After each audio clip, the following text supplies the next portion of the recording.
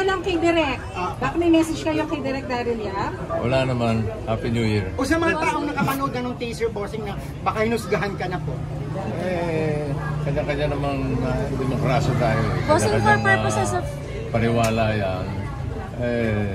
Basta ako naniniwala sa sistema ng ating justisya. Bossing, for purposes of balance po, has anybody from the production nung ginagawa yung movie ever sought for your side? Wala. So walang kumonsulta, walang nagpaalam. So walang consent. So out of the blue, mayroong ganito, bossing, na parang, ay, sinisira, parang, sinasakyan ba? Kasi kilala ka pa rin, bossing, ganun talaga ang buhay. Sorry. Sir, sa mga artista na gumanap, meron po ba kayong sa Sama ng loob? Wala, trabaho lang yan. No problem. Pero, bossing, gaano kasakit yung sinabing... Wala ba iba magtatanong? Nirate ka ba ni Vic Soto? Gaano kasakit yung bossing? Hinighlight kasi.